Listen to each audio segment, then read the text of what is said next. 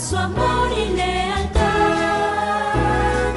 En el diario estudio de nuestra lección y la palabra viva de Jesús. Sí, diariamente estudiaré mi lección. Y seguimos aquí, estudiando la Biblia, donde Dios nos permite, a través de estos medios de comunicación, también compartirlos con usted. Estamos en estos estudios de la lección de la escuela sabática, aprendiendo acerca de la liberación que Dios ha obrado a lo largo de la historia. Hermanos, qué interesante este tema. Como algunos me ponen allí en los textos por WhatsApp, que están aprendiendo mucho, así nosotros también, hermanos. Nosotros aprendemos mucho. Estamos recientemente comentando aquí con el pastor Joselito que cómo es que, pues, por la gracia de Dios, nosotros llegamos a mirar algunos discernimientos que hay allí en la palabra, y la verdad es que eso es la gracia del Señor. Hacemos nuestra parte algunas veces, pues, leyendo materiales extras, pero hay veces cuando no hemos tenido tiempo de leer esos materiales extras y vemos cómo Dios se manifiesta y nos da el privilegio de ver cosas hermosas aquí. Así que es un tema muy bonito, ¿no les parece este de la liberación? Está aquí el pastor Joselito otra vez conmigo para desarrollarlo. ¿Cómo está usted esta mañana? Por la gracia de Dios nos encontramos bien hoy, aquí listo, pastor, para el estudio de hoy.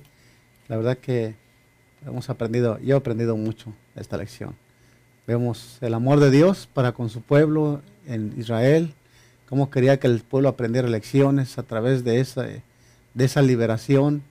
El Señor da ciertos símbolos, ciertas enseñanzas para que el pueblo no olvide esas hermosas liberaciones. Así que también para nosotros debe existir alguna señal también, ¿verdad, pastor? Así es, amén. Vamos a orar para el estudio de hoy, miércoles, que la lección también será muy importante para hoy.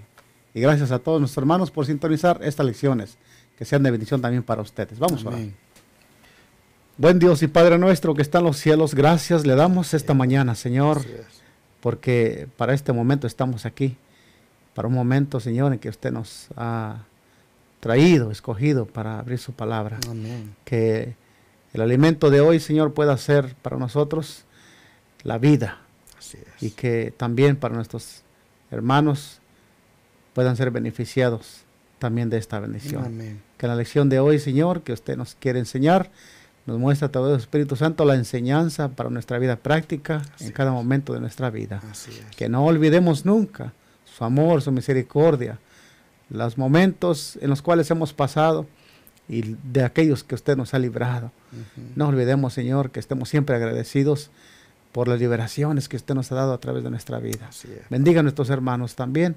Agradecemos esto y lo pedimos en el nombre de Jesús. Amén. Amén. Ayer nosotros vimos que la Pascua, pues, vino a ser un memorial de la liberación obrada por Dios para con su pueblo Israel de la esclavitud egipcia. Pero Dios tenía el propósito de que esa Pascua no solo fuera un memorial de eso, sino que también fuera un símbolo del gran libertador que vendría para también, valga la redundancia, libertar a la humanidad de la esclavitud del pecado. ¿De qué libertador estamos hablando? Ni más ni menos que de Jesucristo, Así es. quien a los 12 años, Pastor Joselito, ya tenía claro acerca de lo que él tendría que hacer, ¿no es cierto? Así es. Así lo registra el libro de Lucas, capítulo 2, 41, 42, 46 y 47. Tenemos varios versículos para leer al principio de esta lección. Lucas, capítulo 2, versículos 41, 42, 46 y 47. Comenzaré leyendo pues el versículo 41. Dice: iban sus padres todos los años a Jerusalén en la fiesta, y cuando tuvo 12 años, subieron a Jerusalén conforme a la costumbre de la fiesta. Al regresar, y ahora leo el versículo 46 y 47, dice: y aconteció que 3 días después le hallaron en el templo, sentado en medio de los doctores de la ley, oyéndoles y preguntándoles.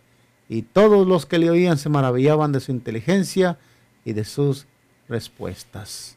Aquí encontramos nosotros a Jesús a los 12 años, celebrando ya ese monumento, pastor, ese memorial, esa institución que Dios les había dado de la liberación a los judíos, al pueblo de Israel, mucho tiempo atrás. El Señor Jesús ahora toma parte y forma parte de esta celebración también aquí.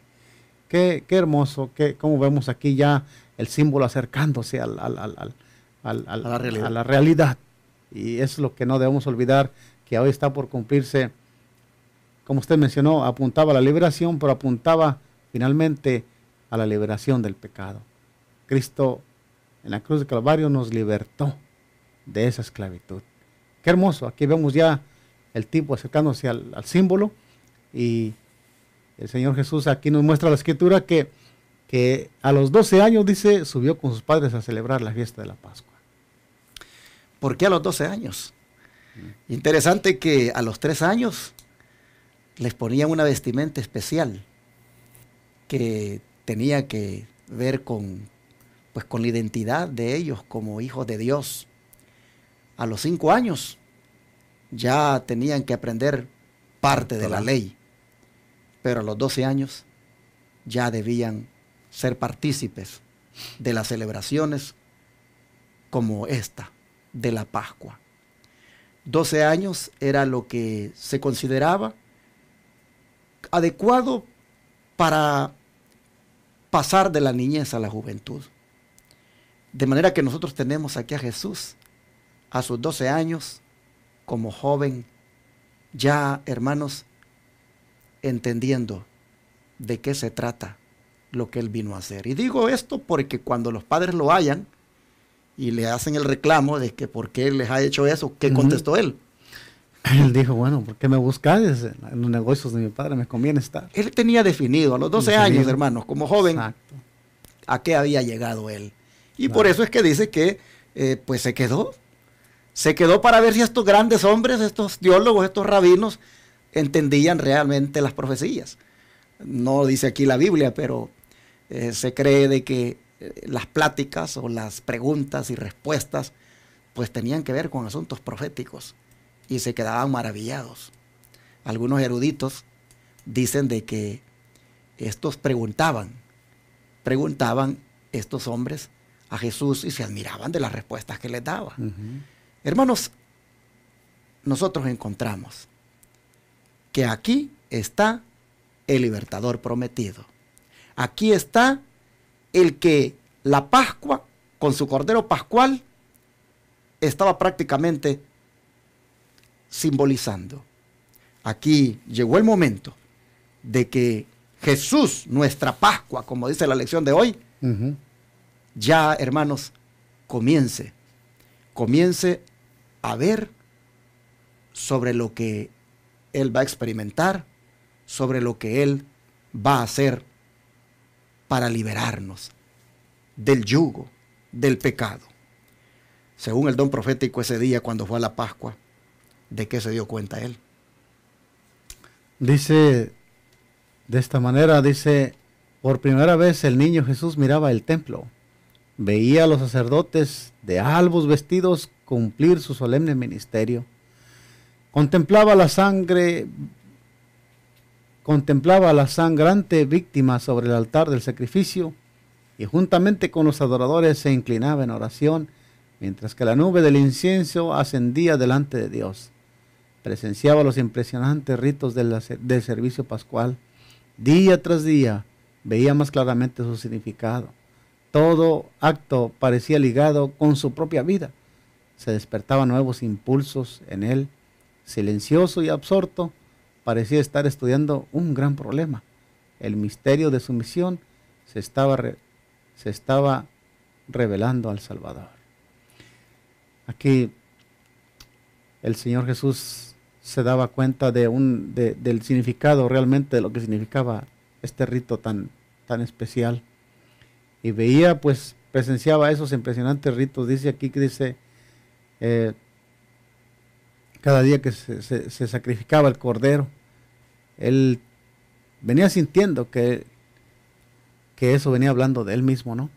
Y aunque él veía al pueblo sumido en simplemente una ceremonia, como que se habían olvidado del verdadero significado. Y aquí vemos al Señor Jesús participando por primera vez en esto de la Pascua, y cómo enterneció su corazón, cómo entendió el significado de lo que esto significaba. Aquello que había sido instituido en aquel tiempo, ahora tenía una revelación representativa de que Él era, en cierta manera, también el Cordero Pascual. No dejo de sentirme, hermanos, impactado, así bastante, no sé, conmovido con esta declaración que el pastor Joselito ha leído del deseado de todas las gentes, páginas 57 y 58. Claro. Miren, el jovencito de 12 añitos veía a los sacerdotes de albo vestidos cumplir su solemne ministerio. ¿Qué cosas pasaron por su mente? Sin duda, cuando él también, años después, como sumo sacerdote, sería entronizado en el santuario celestial para desempeñar allí también su solemne ministerio. Esos sacerdotes eran símbolo del sacerdocio divino que él haría. ¿Qué impresión causó mientras él miraba a aquellos hombres vestidos de blanco ministrando? Daniel dice que vino el anciano de día, dice, a un lugar donde habían sido puestos tronos, y allá habían, dice, millares de millares y millones de millones, y allí venía uno también como hijo de hombre. Hermanos, nosotros tenemos revelaciones también por el don profético.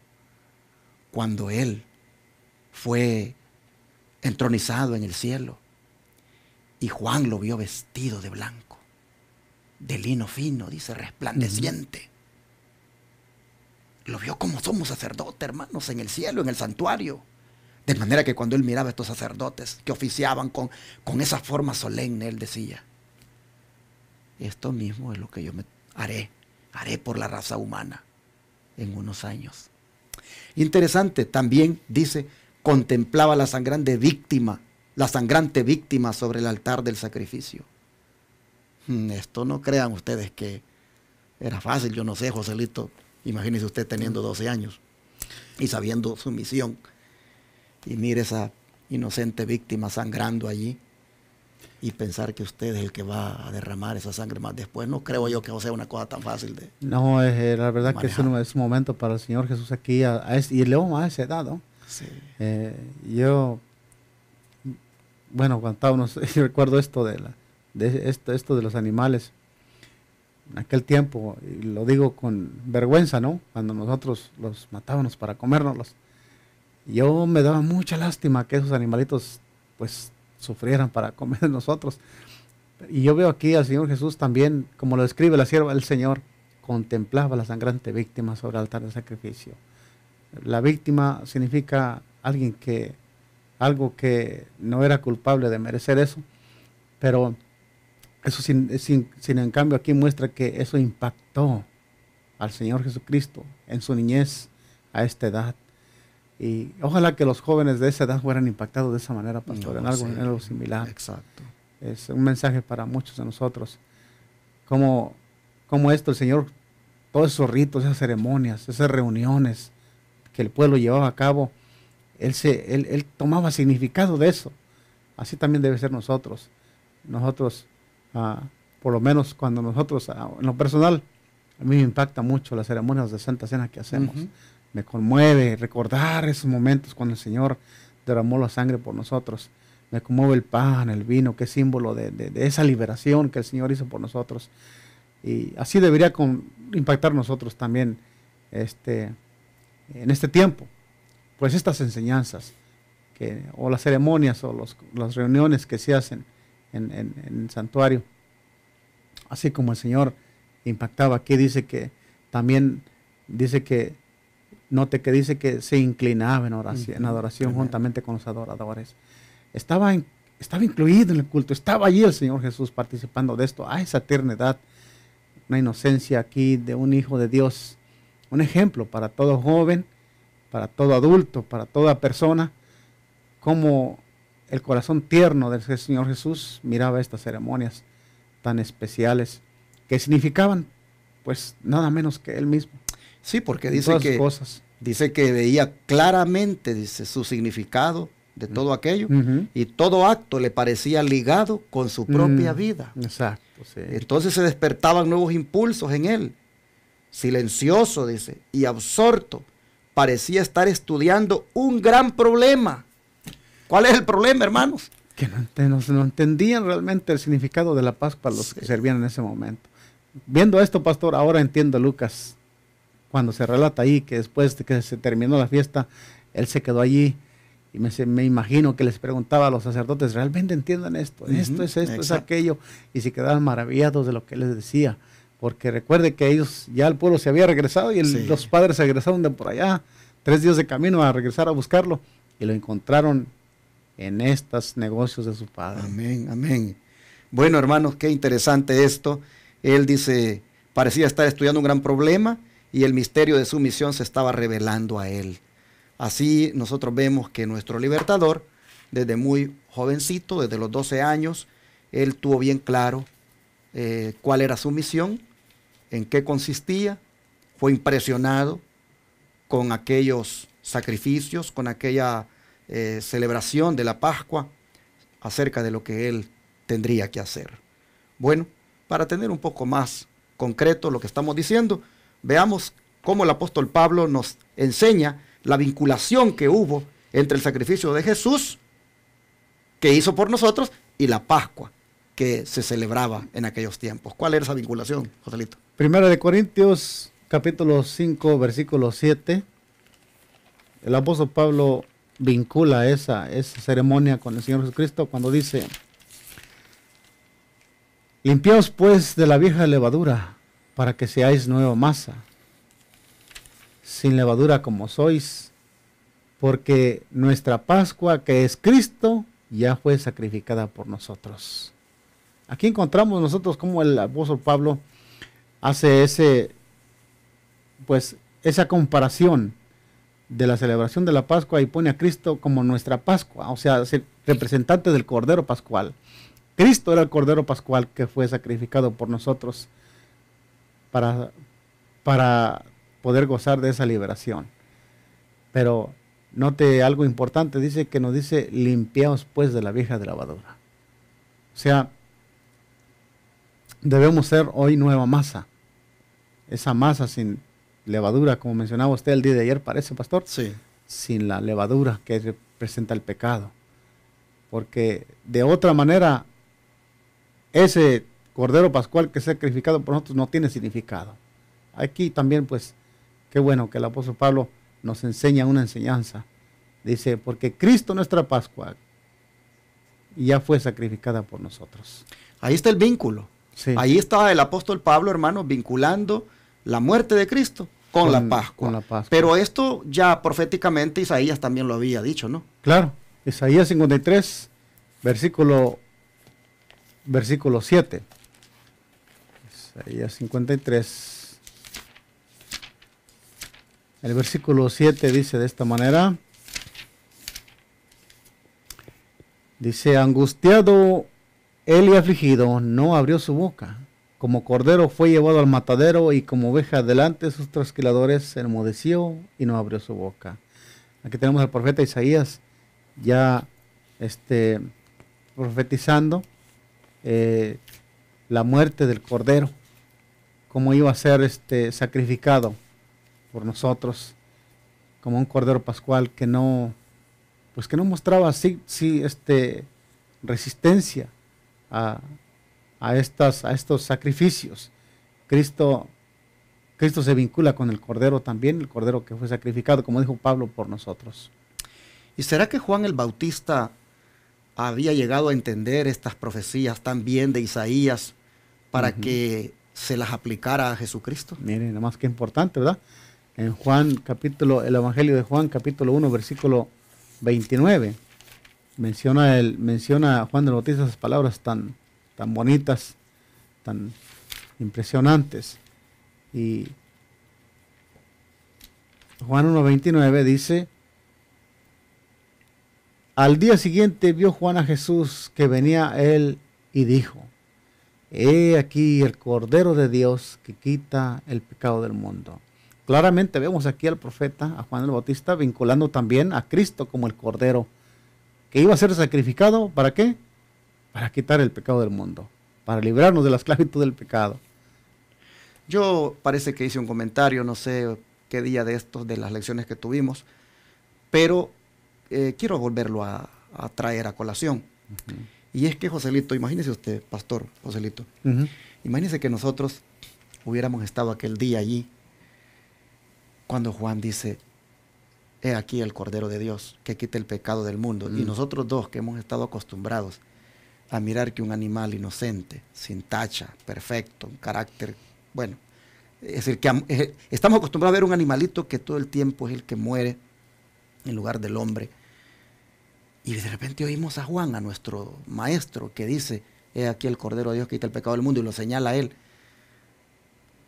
¿Qué pensamientos cree usted que pudieran pasar por la mente de nosotros si lo que estamos acostumbrados a ver es un animalito inocente que muere?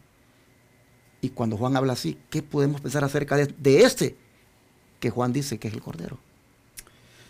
Yo creo que Juan aquí está dando un mensaje muy certero cuando dice aquí el Cordero es que quita el pecado del mundo. Está diciendo que podemos pensar que Cristo pues significaba el Cordero que iba a morir por los pecados del mundo. Y qué mensaje tan directo, pastor. La verdad que ni siquiera, a veces como seres humanos me pongo a pensar cómo a veces Dios habla directamente y no entendemos. Juan está diciendo directamente: aquí ya está. Ya llegó el Cordero de Dios que va a quitar el pecado del mundo. Era para que el pueblo dijera: este es el Mesías, este es Cristo, este es el Salvador del mundo. Pero no vinculaban las palabras de Juan con lo que ellos mismos hacían, las ceremonias. Un mensaje directo de Juan el Bautista. Y qué lástima que cuando Juan dijo esto fue al siguiente día. Al siguiente día, dice aquí el texto. Pero al siguiente día, ¿de qué? ¿De qué? Al siguiente día de que habían llegado los fariseos, los líderes religiosos, a cuestionarle sobre quién era él y cuál era la autorización que él tenía para hacer lo que hacía. Qué lástima que no se quedaron para escuchar. Aquí está el Cordero de Dios que quita el pecado del mundo. Pero sus discípulos y la gente que estaba allí oyeron, y el mismo Jesús oyó. ¿Qué pensamientos vinieron a la mente de todos cuando escuchan a Juan decir: aquí está el Cordero? Bueno, hermanos, lo primero que pudo haber venido a su mente es: ¿Cordero? ¿Estás diciendo que es sin tacha? ¿Estás diciendo que es perfecto? ¿Estás diciendo de que es la víctima? Ajá, que no hay ninguna inocencia en este hombre para que muera por todos. Hermanos, lo que Juan estaba diciendo era bien comprometedor acerca de Cristo, pero lo estaba diciendo por unción del Espíritu Santo. Así es. El Espíritu Santo le estaba indicando que diera ese testimonio. Y ya nosotros hemos visto, hermanos, que efectivamente Jesús fue perfecto, fue simétricamente perfecto en todas sus facultades, fue sin tacha, fue inocente, y como cordero fue llevado al matadero, enmudeció, no abrió su boca, en el sentido de que protestara por lo que le estaban haciendo. Sencillamente, hermanos, como el Cordero Pascual era inocentemente pues sacrificado, así Jesús también lo fue. Y bueno, nosotros entonces miramos acá que Juan entendió muy bien lo que había dicho Isaías, y por lo tanto lo identifica ante la multitud reunida aquel día. De manera, hermanos, que al decir Juan esto, pues nosotros vemos qué vinculación había entre el Cordero Pascual y Jesús. Y bueno, vamos a ver si el don profético todavía nos amplía más el concepto. Veamos, dice: la Pascua señalaba hacia el pasado la liberación de los hijos de Israel, y también era típica, señalando hacia el futuro a Cristo, el Cordero de Dios inmolado por la redención del hombre caído, la sangre rociada sobre los dinteles de las puertas prefiguraba la sangre expiatoria de Cristo y también la continua dependencia del hombre pecador de los méritos de esa sangre para seguridad contra el poder de Satanás y para su redención final. La Pascua se había celebrado para conmemorar la liberación de los hijos de Israel de Egipto. Había sido a la vez conmemorativa y típica. El tipo había alcanzado al antitipo cuando Cristo, el inmaculado Cordero de Dios, murió en la cruz. Espíritu y Profecía, el tomo 1, página 201 en inglés. Vemos aquí realmente lo que significaba la Pascua, que realmente debía significar para los hijos de Israel, y también lo típico que señalaba hacia el futuro, a Cristo como el Cordero que iba a ser inmolado para la redención del hombre caído. Esa sangre que estaba rociando en las puertas, los dinteles, pues significaba la sangre que el Señor iba a derramar en la cruz del Calvario como víctima por los pecados de nosotros. ¿Qué planes tiene Dios, pastor, desde un principio? Y instruye al hombre en esta enseñanza para que vea que lo que Dios ha prometido lo pone en tipos para que no olvidemos nunca que el Señor lo va a cumplir. Y aquí vemos el cumplimiento de esos sacrificios, de esas ceremonias. Todo lo que se hacía en el santuario, en los ritos, en las ceremonias, en los sacrificios, significaba a Cristo viniendo por primera vez y a través de su ministerio también. Amén. Así es, y la siguiente declaración dice de Patriarcas y Profetas, páginas 580 y 581, que esto ocurría de la celebración de la Pascua el día 14 del mes por la noche. Se celebraba la Pascua, dice, cuyas ceremonias solemnes e imponentes conmemoraban la liberación de la esclavitud en Egipto y señalaban hacia adelante al sacrificio que los había de librar de la servidumbre del pecado. Cuando el Salvador dio su vida en el Calvario, cesó el significado de la Pascua y quedó instituida la Santa Cena para conmemorar el acontecimiento que había sido prefigurado por la Pascua. ¿Qué le parece? Ahí tenemos nosotros también un memorando de esa liberación de la Pascua. Nosotros aquí vemos que el día 14 se celebraba Pascua y esas ceremonias, pues dice, como dice aquí, dice, eran solemnes e imponentes. Esa semana pascual venía de todos lados, venía el pueblo de Israel a celebrar esa ceremonia tan especial. Nosotros no perdamos el significado, pastor. A veces, ahora que el Señor terminó con ese rito de la Pascua para instituir la cena y conmemorar ese acontecimiento, pues también nos toca a nosotros recordar que el Cordero Pascual, como dijo Pablo, ya fue sacrificado por nosotros, y que nos da una enseñanza también de que esa liberación que para el pueblo de Israel había sido esa liberación de la esclavitud de Egipto, también nos libera de la esclavitud del pecado.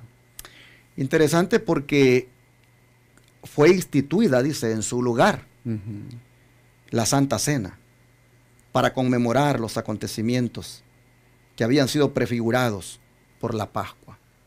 De manera que hoy no celebramos la Pascua, sino que conmemoramos lo que sucedió en Jesús cuando murió por nosotros. Lo conmemoramos en la Cena del Señor, porque eso fue lo que Él instituyó aquel día cuando celebró la Pascua con sus discípulos por última vez. Instituyó allí la Cena del Señor, y Él dijo que cada vez que comiéremos el pan y bebiéremos el vino, la muerte del Señor, dice, anunciaríamos hasta que Él venga. Así que hoy lo que celebramos es la Cena del Señor, lo que conmemoramos es la Cena del Señor. La Pascua ya no. Cristo es nuestra Pascua que por nosotros fue sacrificado. Y al conmemorar la Cena del Señor, ya no lo hacemos pues una vez al año como se celebraba la Pascua, sino que Jesús dijo cada vez. Y en esa expresión cada vez, pues allí no le puso Él cada tiempo, cada 3 meses, cada 6 meses, cada año. Él dijo cada vez. Cada vez que comierais este pan y bebierais esta copa, la muerte del Señor anunciáis hasta que Él venga. Cada vez. Es por eso que nadie debería estar diciendo, es que tiene que hacerse una vez al año nada más, tal como era la Pascua. Es que no existe. Ya no existe la Pascua con su tiempo en que tenía que celebrarse. Lo que existe ahora es la Cena del Señor, una conmemoración de su muerte y sacrificio por nosotros, un recordatorio. Y eso, si se hace muy seguido, como lo hace el catolicismo en cada misa, pues se vuelve rutinario. Si se hace hasta el año, pues imagínense qué lejos está la oportunidad de revivir y de renovar el pacto otra vez con el Señor y de reconciliarse con Él. De manera que puede hacerse cada 6 meses, cada 4 meses o cada 3 meses. No hay una ley para eso. Nosotros los adventistas acostumbramos a hacerlo cada 3 meses, algunos cada 4 meses. Hermanos, lo importante es hacerlo. No seguido para no caer en la rutina, ni al año para que no tengas tan lejos la oportunidad de reconciliarte con Dios. Pero utilizar el argumento de que porque la Pascua era una vez al año, de que igualmente la cena se tiene que celebrar una vez al año, eso es no entender bien lo que Jesús dijo. Jesús dijo, cada vez que la comierais, que comierais este pan y bebierais esta copa. Estaba hablando de una institución nueva que Él estaba estipulando para nosotros como pueblo. Bueno, ese es el memorial de nosotros ahora, de lo que ha significado nuestra liberación. Para cerrar, ¿qué le parece? Lee la última cita del Espíritu de Profecía. Señor de los tiempos, 6 de noviembre de 1884, dice, Moisés prefiguraba a Cristo que había de venir a quebrantar el reino del pecado sobre la familia humana y a liberar a los cautivos de su poder. Aquí tenemos un tipo de Moisés, o sea, de Cristo. Moisés para el pueblo de Israel, pues era el libertador que los vendría a quebrantar a través del poder de Dios, el poder del faraón que los tenía en Egipto, del Egipto. Así mismo Cristo viene para quebrantar el reino del pecado y pues librarnos a la familia humana de ser cautivos del poder del pecado. Qué bonita lección el día de hoy, pastor. La verdad que le agradecemos a Dios por este estudio. Hermanos, no olvidemos lo que el Señor Jesús significó para nosotros. Ese Cordero Pascual que se fue sacrificado hace 2000 años fue nuestra Pascua. Y lo que hizo para librarnos de nuestros pecados, la sangre expiatoria que derramó, es la señal de que Él vino a morir por nosotros. Y nosotros debemos estar siempre agradecidos y nunca olvidarlo, nunca olvidarlo. No nos perdamos esas celebraciones conmemorativas que nos recuerdan cada momento. Mientras usted hablaba, pastor, yo recordaba cuántas personas estuvieron a punto de irse al mundo, de irse al reino de las tinieblas otra vez, pero en un momento como esto renovó su pacto con el Señor y se animó su ánimo para seguir los caminos de Dios. Amén. Eso ayuda bastante a nosotros a fortalecer nuestra fe y a seguir adelante en el Evangelio. Aunque vengan pruebas y dificultades, estas ceremonias tienen un gran significado, deben tener un gran significado para nosotros. Muy bien, vamos a terminar para darle gracias a Dios por nuestro libertador, Amén. Quien vino prácticamente a darle cumplimiento a lo que es la Pascua, o lo que fue la Pascua. Vamos a orar y vamos a agradecerle a nuestro Dios. Amén. Oh Padre, que estás en los cielos, cuánto te agradecemos, Señor, porque en tu tiempo estaba estipulado que Jesús vendría a este mundo para, en el momento que tú lo tenías también programado, fuera nuestro libertador. Ha sido para nosotros muy impresionante ver el hecho de que a los 12 años Él estaba familiarizándose con la misión que habría de cumplir. Ha sido muy impactante ver cómo, Señor, desde muy niño, pues tuvo bien claro lo que significaba su misión, lo que tendría que hacer y aún lo que haría en el cielo como sumo sacerdote. Padre, estamos aquí ahora reconociendo que ha sido un acto grande de misericordia el que Jesucristo haya venido para salvarnos, para darnos libertad del pecado. Gracias, Señor. Gracias porque Jesús es nuestra Pascua. Amén. Gracias porque en Jesús hemos encontrado libertad. Señor, te pedimos que nos mantengamos libres en Él. Te pedimos que nos ayudes para que de la libertad que disfrutamos en Cristo, Señor, no nos saque nadie ni nos vayamos voluntariamente de ella. Amén. Que no volvamos a la esclavitud. Señor, te agradecemos porque pues en Él nosotros podríamos decir que hemos encontrado completamente la libertad. Ahora te rogamos que nos mantengamos sin levadura de pecado, que nos mantengamos como nueva masa, limpia, purificada por la sangre de Jesús. Así, Señor, te agradecemos esta palabra que nos has dado hoy y que nos hace ver qué grande significado tenía aquella ceremonia cuando Jesús vino al darle el cumplimiento. Gracias, Señor, por ser nuestro Cordero, por haber muerto por nosotros, por ser el Cordero de Dios que quita el pecado del mundo.